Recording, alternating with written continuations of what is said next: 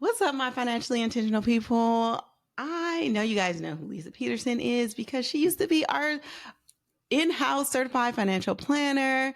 She is so amazing, and it has been a minute since we talked.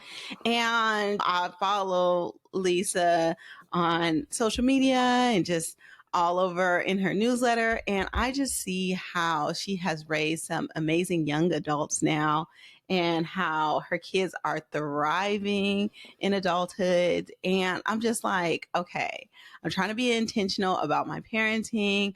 I want to set my kids up for success. We both didn't have the best examples of how to be parents. So I am really trying to be conscious on how I raise my kids. And so what better way to do that than to talk to somebody who has done it very well. So I'm bringing back Lisa so she can put us up on game on how to launch these kids successfully into adulthood, because I'm just so impressed. So welcome, Lisa. Thank you so much for joining us. I'm so happy to be here, Nasima. Hi, everybody. It's been a while, and I'm super happy to have this conversation with you.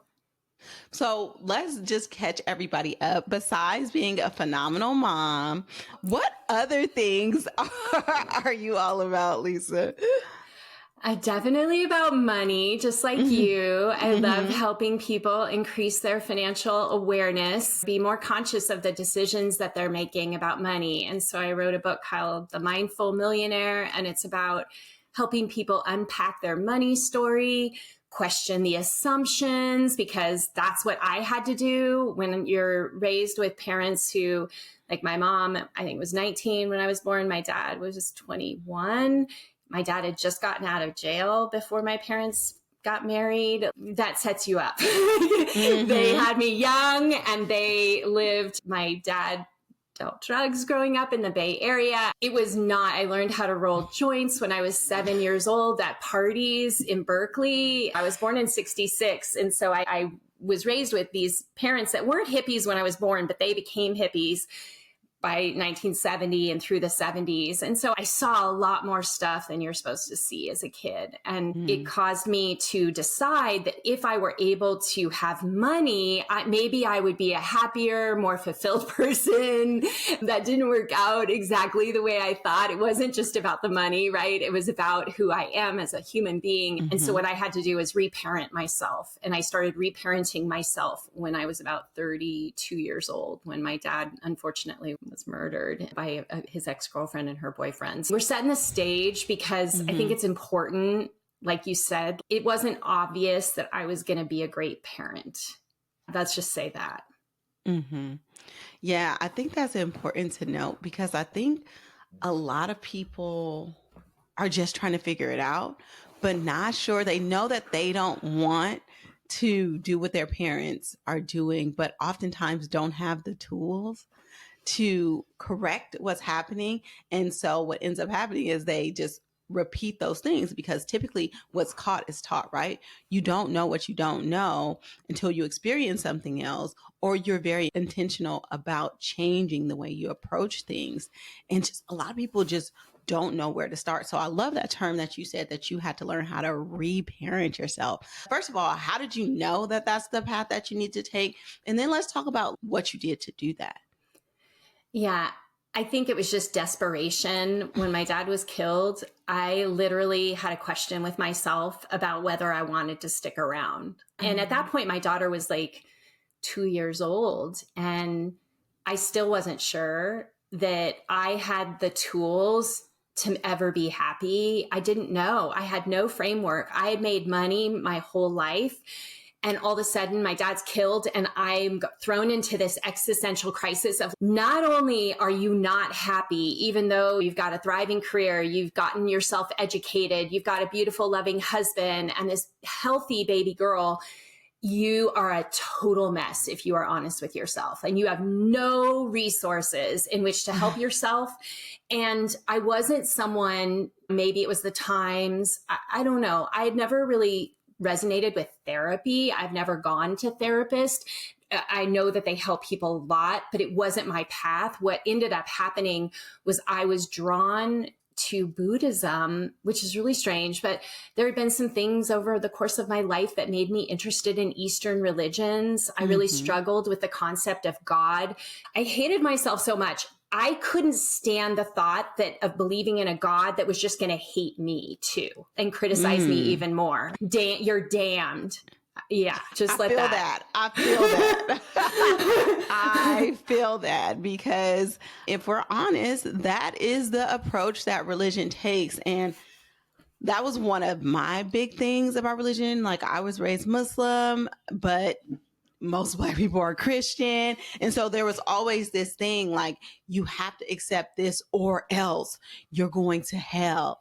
Or if you don't believe a certain way, you will never get into heaven. So it's this negative thing. But like when I started to actually dive into religion, I was like, this ain't what it's really about. But I realized the institution of these religions are more about control, and to have control over somebody, you have to put them in a place of fearing. And that was the thing that I hated. So thanks for bringing that up because it is so real and I feel it 100%. And that was why I was like, okay, I'm not going to go to the God thing. I'll go to Buddhism and maybe I'll find a way to be happy. And so for the next 10 years of my life, from 1999 till 2010, I studied Buddhist principles and Buddhist practices. And the tradition I chose was called Mahayana. But the only thing that's important to know is it was all about love. That's all that I did. Was I focused on meditating and learning about love for 10 years straight in all of my spare time to try and figure out how to gain control of my mind first, and then ultimately how to love myself. And that was the journey that began back then and has continued till this day. What I love about this is that I asked you about being a better parent, right? And you said one thing about your child, but most of it was focused on making sure you were good. And I think we lose so much of that in trying to be better people, better parents. We forget that we're the core of everything and the work starts with us. So thank you for sharing like how deep you had to go into that work.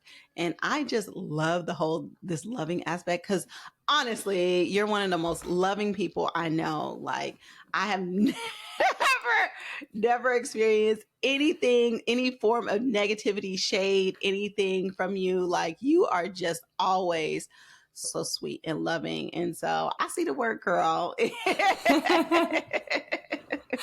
I think here's my observation coming from where I came from and knowing that my parents were not in love with themselves and that they really struggled with, they loved us, they loved each other, but they weren't in love with themselves. Okay. I think it's possible to have both and. And because of that, they didn't know how to treat my brother and I growing up. They didn't know how to teach us things like resiliency. They didn't know how to teach us how to not take what was going on in our lives so seriously. I got bullied a lot growing up. They didn't know how to help me through bullying. They're like, we'll keep your body safe. Like they're like, we'll make sure your body is safe. But they didn't understand what was happening to my own self-awareness, how I thought of myself as a result. And so I think a lot of problems in parenting are because we haven't really understood the relationship that we have with ourselves. And we cannot help but inflict damage onto the children when we are not in love with ourselves. Yeah. We give them, you use that word shade. We do these weird things to our kids that are indicative of that relationship with ourselves not being solid. And we take it out on the kids, and the kids suffer enormously as a result of that. And I was a product of it. So I knew that I didn't want to do that to my kids. Can I honestly say, I didn't even think about loving myself or that I was supposed, or that was like even a thing until my late 30s. And I was like, maybe if I focused on that, like I would be a little bit more fulfilled in my life because I was always taught strive for the next thing, work hard, grind, hustle. You have to make it. You have to be the best. And none of that focused around making sure that I was good and that I actually inwardly looked into myself to make sure that I was loving myself. That concept never even came across anywhere in my reality. Nobody talked about it. And I think it's so powerful because I think a lot of people still haven't heard those messages or haven't heard it enough or understood or understand the impact that loving yourself has on everything that you do in life. Yeah. But the big question comes like, where do you find it? Where do you get it? Right. Yeah. It's interesting. I know you're on social media probably a lot more than I am, but I witnessed a woman telling a story the other day on Instagram, and it really rocked me. And I feel like it fits into this conversation. And a Black woman who's an actress in, I think she said, I don't know, Upper East side of the country. Mm-hmm. And she was giving a story that here she is. It's an all Black cast of this play that they're performing. And she was noticing on a regular basis that when she had to mix with the crowd, which was often white, people would grab onto their purses. And she couldn't believe how common it was happening. And she just went on to a rant. And I was like, I am so sorry that you even have to experience this. But the reason I'm bringing this up right now, Nasima, is I think that what's really hard about self-love is if we live in a society that reinforces things that cause us to question, should we be in love with ourselves? It's going to be a lot harder than maybe otherwise. And I just want to honor that because it's horrible. But at the same time, I think it causes us, and for me, you and I have talked about this, like I came from parents who didn't have very much. Like we always had a broken car in the front yard. A lot of kids weren't able to play with me on our street growing up because they felt like our family was white trash or that my parents did drugs because they saw like hippie stickers on the bus. There was stigmas associated. I'm not comparing or saying that it's the same as maybe color of skin, but I'm just saying this whole idea that we are judged for how we look or how we're showing up can make it a lot harder to find our pathway to self-love, in my opinion, for what that's worth. Mm-hmm. That is true. That is true. When you're constantly being told that you're not enough or you don't fit into this or you need to do X, Y, and Z to conform to this, it is hard to just be like, I am just fine the way that I am, especially if you don't see images of people that look like you, where you aspire to go, or you're the only person in that room. And so the conversation always turns to like, how did you get there instead of you deserve to be there. That's been the story of my life, right? Going to predominantly white institutions, then going into a workforce where, only 1% Black people have degrees in this area or are hired into these jobs. And so I'm often the only, and not only am I the only, I'm still a girl from Oakland and it's in my core. And you know what I'm saying? So I don't show up the way most people say that I should. Those soft skills aren't as prevalent in me. So it is hard. It is hard. So I thank you so much for understanding and having empathy for that and knowing that struggles can be different, but that doesn't minimize what you went through as well. Yeah. And I think I mention this because we have to, as human beings, be able to move beyond whatever it is the world is showing us in outward appearance. We have to be able to build this really, really strong foundation of who we are. And I feel like you're a perfect example of this. I feel like you do this all the time. But I think that even me going and starting my business, having worked in the financial services for many years, like 10 years ago, I started this company.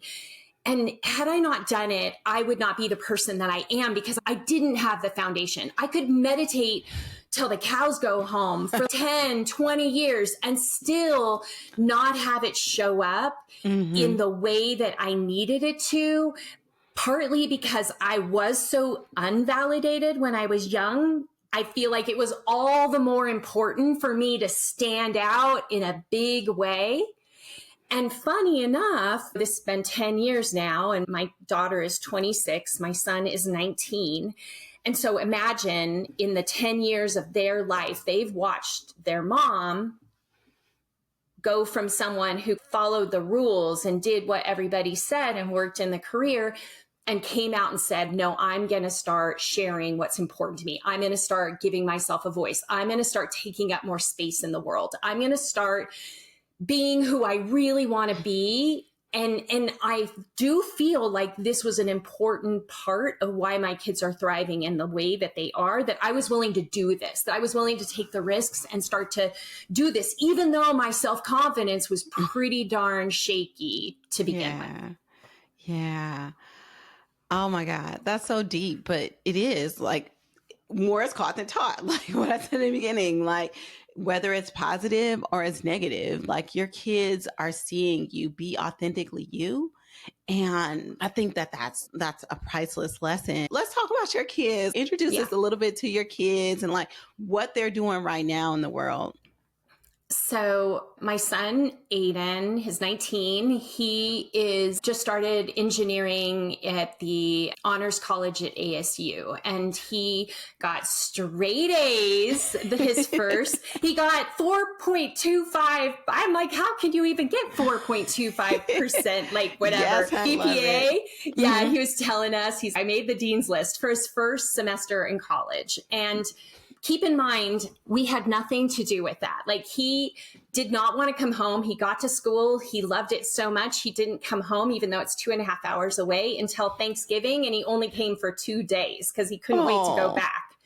So resilient, happy, hardworking, loves to put himself in situations where he's challenged. So that's my son. And he's just the most kind, considerate, funny story, just to give you an idea of who he is.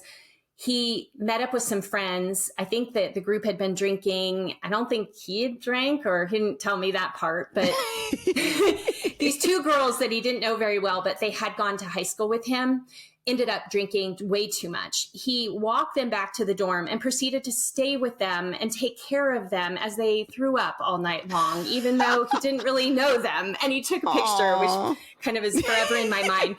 But just like him trying his best, because he kept trying to leave, but they were so sick and they couldn't take care of themselves. He knew that he needed to stay there and take good care. And that's my son. So then my daughter is 26, and about 2 years ago, a little less than 2 years ago, she and her fiance at the time, now they're married, they decided to quit their jobs and come to Sedona. We asked them to come and quit their jobs and help us build a house here in Sedona. My husband's a general contractor. He said, I will show you how to build a house, and then you can live in our guest house, and then you can go off and do your thing after that. And they said yes, which was crazy. They lived with us for 1.5 years. While they were doing that, they started an Instagram page to share mountain biking and hiking and rock climbing and things that we were all doing together. That page has exploded and expanded to TikTok and to YouTube. They probably have, I don't know, 350, 400,000, maybe more followers between the different platforms. They are making bank a lot of money through sponsorship deals. And they are living the life. They teach people about how to get outdoors, called the Adventure Addicts. But they are the kindest, most loving, supportive humans. And I think that vibe, it gets shared with the people that follow them. They're just wholesome. My daughter does not wear any makeup. My daughter does not want to be anyone but herself. She is confident in her own skin, and it helps she loves she's herself. Extremely gorgeous, just like mom. She's always been this kid from, she came out and it was like, whoa, I really did treat her like, I think, a princess, queen, you name it. But I did feel this energy that came from her right when she came into the world. She has always told us what her needs are, and then it was up to us to meet her needs. Go ahead, girl. Seriously. Yes, yes, yes, yes. I love that. I love that. So besides the work that you had to do on yourself and then showing them you being authentically you, what are the things that we as parents could be doing? What are some tools that you really feel like are some best practices that we can put into place to really launch successful kids? Yeah. The biggest thing is to make sure that they are internally driven versus driven to satisfy us. And I wouldn't say that we've totally done this, but I know where we're going with this. Did you follow me? I want my kids internally driven. I do not want it being dependent on me approving or incentivizing their behavior. Yes. What do I mean by that? My son grew up with kids that were paid for their grades, and we're like, no, you're just expected to get good grades. We would never pay you for grades. You are expected to do your best. If you cannot do your best, then tell us about it and we will get you resources to help you do your best. That's the expectation I think both of the kids have always been given. The other thing is they are the decision maker. We're not the decision maker. We tell them what we want them to do. We give them the teaching. Hey, we'd love it for you to try these multiple sports because we don't know if one of them is going to speak to you. But as soon as you want one of them, great. If you want none of them, great. But at least try them when they're really young. Try these sports and see if something works for you. But we will never make you stay somewhere that you don't want to be. We just know that it's going to be up and down, and we're going to help you get through I don't want to go because I'm lazy today versus I don't want to go because this isn't a good fit for me. Yeah. Like that kind of thing in all their extracurriculars.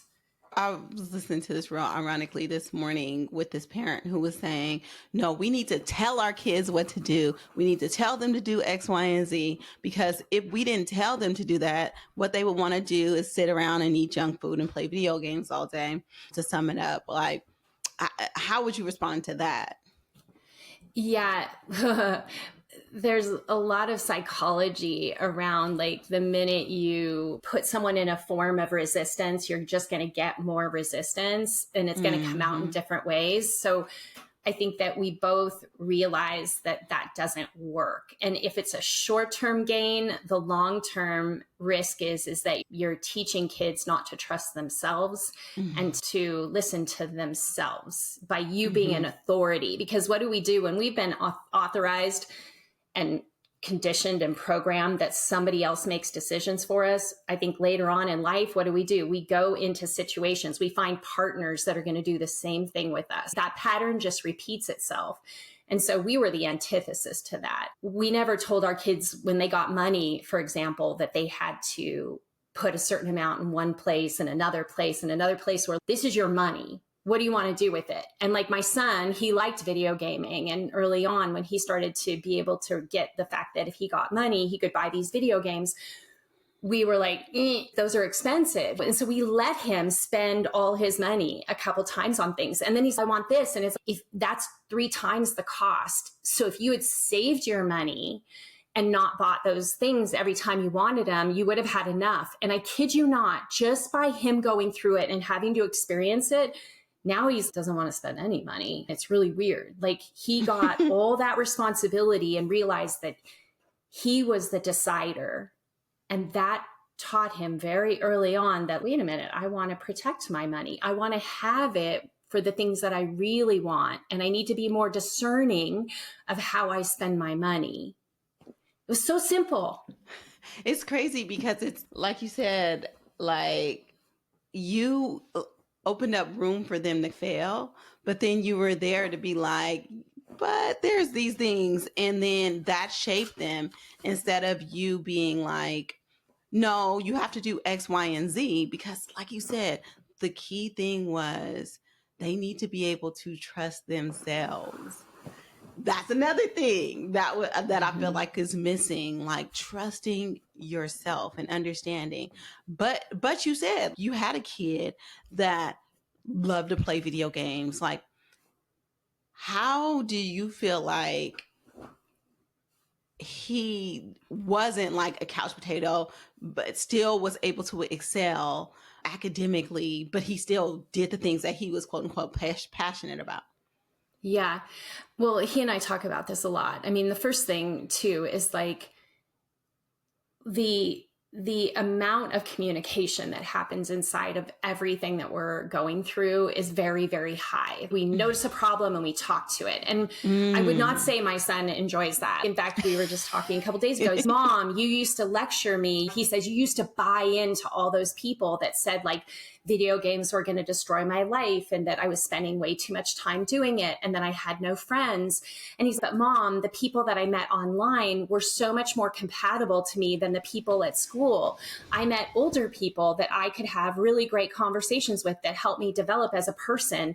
The kids that I could have hung out with at school weren't having those conversations. They weren't interesting to me. It allowed me to find where I did fit in online because I didn't fit in the classroom. I didn't fit in with the kids that were my age. So I did all of those things, but he was there and I gave him enough space for me to say, this is how I feel about this thing. But I also gave him enough space to say, yes, but I'm okay. Yes, but I'm getting the grades. Yes, if I go into periods of depression and sadness, Mom, this is what he told me because I used to get freaked out about that. He came back to me and he said, I need you to let me get sad. You need to stop trying to take this away from me. If I'm sad, I want to be able to be sad and I need you to know that I'm going to be okay. Wow. Let's stop, but hold on. Like, how did he get the awareness to know that? And depression, suicide is like an all-time high. So that had to be super scary for you. But for him to be like, I'm going to be okay, there had to be something that he innately knew or experienced or that was modeled for him to know that in itself, that I'll be okay, but I need to go through this. Like, how did that happen? I know. I mean, I don't know, except I do know that when I have a thought, this is a cool thing about meditation and mindfulness practice, which is something that I've been doing for 25 years, like having a very consistent practice. What happens on my meditation cushion is I tune into my intuition and it tells me things about what's going on with my kids and what do I need to be paying attention to? And what have I like dropped the ball on? What am I being lazy about? And then when that comes to me, then I will go and talk to my husband. I will go and talk to my kids. I will tell them what my fears are. I will tell them what I'm concerned about. I will tell them what I'm struggling with. And then we can decide what to do with it. So I think I have been very communicative. From my son's dealt with depression. Side note, my mom got ovarian cancer and was diagnosed when he was in utero. And he was born on the day she was getting the first surgery to remove the cancerous tumors out. And she stuck around with stage 4 ovarian cancer to get to know him. And for 3 years, she made it. And they were like this, my mom and my son. And so it was kind of like he lost a mom at 3. And so he started suffering with the fear of death from maybe a year later after she passed because he missed her so bad. He was like, he would wake up in the middle of the night just terrified that he was going to die and so afraid of death. And I think it started these depression things early in life that I can talk about now, but at the time it was just so overwhelming. We never got help at the time. I just thought it would go away, but it was there. So because of that, I think I talked to him a lot more. We would sit and talk about death. We would talk about sadness. We would talk about these things. And that probably opened up his awareness to have his own conversations with himself early in life. Wow, that's pretty impactful. Aw, poor baby. But I think another thing we just don't allow our kids to be sad. Like we say things like, especially to boys, like you have to be tough. There's no room for sadness. Don't cry, like all of these things. But letting people experience the full range of their emotions is super impactful because then they can cope on their own. Yeah. Mm-hmm. That's what I see now. That's why I said him going off to college, this person that I'm describing, it could have gone any which way, but here this kid goes off to college. He's never been very social. He's had a few friends, more online friends than offline friends, going into a dorm situation. And I was like, I don't know if he's going to want to come home in 2 weeks and be done with the whole experience because it's unlike anything he's ever done. And yet he goes and he is able to navigate, find people that he enjoys and trusts. And just like me, he finds people that aren't the norm. They're like the folks that are on the outliers or whatever. We get to meet his friends and I'm like, your friends look just like my friends would have looked like in college. It's just, I could feel the energy of misfits together and tight and just dance into our own tune. And we're all doing what we want to do. And in that young form of life. Mm-hmm. But I know that you did make some sacrifices for your son. Didn't you move to a certain place in Arizona so he could go to a good school? Yeah, and it turned out to be a complete disaster. Yes, we did. Yes, we got this idea that like he needed a more challenging high school. And so Sedona is a really small town. There's 70 or 80 kids in his class. He couldn't get AP classes that he would have wanted. So we got this grand idea that we would move to Flagstaff. We bought a house in Flagstaff so he could go to a big high school, right? Beginning of freshman year, fall 2019. Okay, set the stage. So by the time the pandemic hit, he still didn't have any friends, which meant basically he stayed in his room for about a year and a half playing video games. So we finally gave up on Flagstaff and then came back to Sedona, and he went to the high school and he was happier in Sedona than he was in Flagstaff. And it all turned out okay. But we had to make one of those. This is not working. This is a failed experiment. He is the one who's suffering the most, and we just need to get out of it. And I will say, a side note, we made like $300,000 by buying a house and fixing it up. And that was a whole other story. But we did come out okay financially, and he came out okay. So I guess we made enough money to, more than pay for college. Yeah. That's awesome. That's awesome. And it helps when your husband's like general contractor can do all of the things. Yeah, I've been asking for his little brother from him. But yeah, I don't think it's going to happen. But anyway, I know your daughter was working for you outside of what she was doing with your husband. She was working in your business with you for a little while as well, right? Yeah, mostly she's just always been an expert communicator. She just has a good way of writing and speaking and knowing when you are doing something right or wrong. And so she just basically helped me be like, Mom, that's stupid. Don't do that. You should do this. So she innately, I think, has had it in her to be a successful entrepreneur. But honestly, she wouldn't have had that chance if she hadn't come and worked here and lived with us and had the freedom to just start playing. If you go back and you look at Zoe's early videos in the Adventure Addicts, you'll see that they were just having fun. They were just doing what they loved. And the only reason they started it, they had no grand dreams other than, we want to meet some friends who we can go on backpacking trips with. We want to meet people that we could have fun with. And have like-minded interests. That is so cool. So that was her boyfriend at the time, but they're now married, right? And isn't there like this amazing story around their like wedding? Yeah, they decided to elope, partly to save money and partly to just have a very intimate experience with them and the person who officiated. And they brought a photographer with them. but they went up to Desolation Wilderness above Lake Tahoe. They live in Lake Tahoe now, and they hiked 5 miles in. And unfortunately, that morning she's calling me and it's raining. It's raining. It's August and it's raining in Tahoe. It's raining on my wedding day. I was like, I think it's supposed to be lucky. Like, I'm trying to like make her feel better.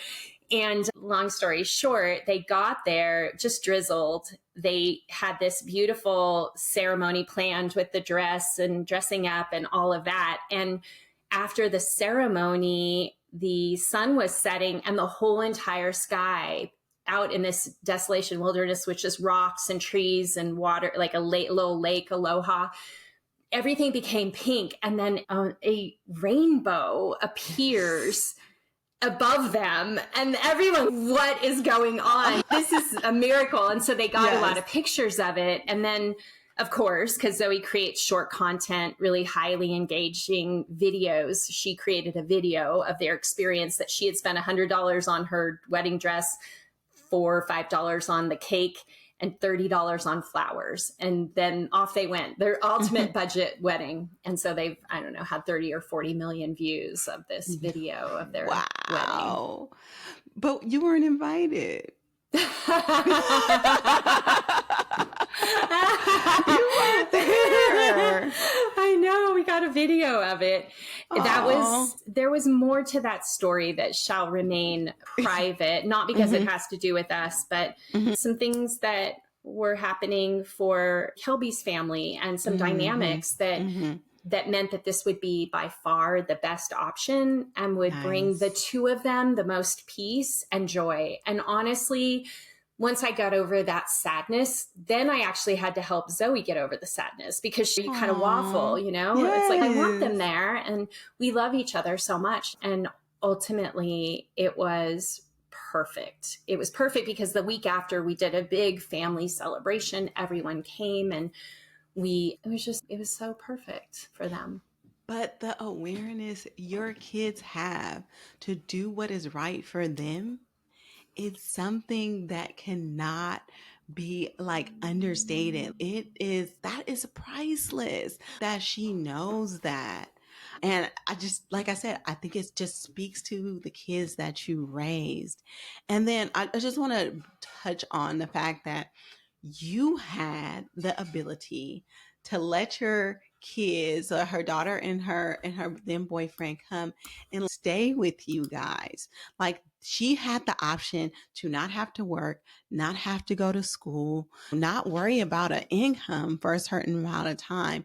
I don't want to brush that under the rug, because most parents don't have that. It's just like, maybe we can provide housing for you, but it's like this, you got to work, you got to go to school, you got to be doing something.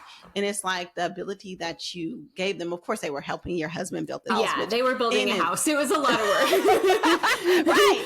But in itself, they were gaining all these skills too. But at the same time, you had somewhere for them to land, and for them to, outside of this thing that they were doing, really foster their own identities. And I think that that's super powerful.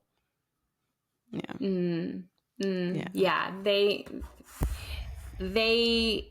We thought that we were the ones who were getting the great benefit, and we did, but ultimately it became this beautiful win-win for them and for us. We got this new house that I'm in right now, and it's beautiful and lovely, and it's appreciated, and all the good things that you would hope for. But it's a good example that sometimes we have to go way outside of our comfort zone and really speak into what we want. And what I wanted was, I really wanted to spend the time with Zoe and Kelby and get to know him better. I didn't know if we would ever get that chance. And the idea that we could live together, granted they were in a guest house, but we were together making meals together for a year and a half. We got to see him and know him and how beautiful of a person he is. And that's not a common situation nowadays, but I just felt that that would be the most amazing thing that I could ever hope for. And that tightness and that bond will continue forever. Like, as long as we're all alive, I feel like we'll be so close as a result of that time that we got. Let me tell you something, that is rare. I'm like, first of all, not many people love their mother-in-laws and want to be that close. So the fact that you have that relationship is so cool. But I just want to like you to leave us with some takeaways, some things that parents can do right now to shift the dynamics with their kids to set them up for success. Yeah. Listen, listen to your kids, right? Really, I don't care how old they are. I think we treated our children like they knew who they were from a very young age, and we listened to them as if they were far wiser than like logic would tell you. Now, that isn't to say that they don't make mistakes. And believe me, we are right there and we are providing guidance and helping them make good decisions, but listen to them. And if you listen to your children, they are going to be more likely to listen to you. The other thing is we know that if we're not modeling something in our own life, we cannot expect our kids to do something different. Like whatever we're doing is going to be far more important than what we're saying. And so you got to walk the walk and you got to do what you're saying you're going to do. And that's going to show your kids who they want to be when they grow up. I love it. I love it. So, Leisa, where can people stay in touch with you and follow all the things that you're doing in the world? Yeah, thank you so much. So if you want to go to wealthclinic.com/vision, you could get a first chapter of my book, The Mindful Millionaire, some meditations, some other goodies. I host retreats in Sedona and Hawaii. I love having new people come and join us, but it's always a great thing. I love to meet with people and help them see if there's a good fit for some of the things that we put together. So always reach out. I'm happy to chat. And you have some amazing content. And I always feel so grounded and centered when I talk to you. It's always just a pleasure. So I appreciate you coming on. I am like soaking in all of these tips. And I just hope my kids can be half as adjusted to this world as your kids. So I really, really appreciate you, Leisa, as always. I appreciate you so much. Thank you so much for all you do. Aw, thank you.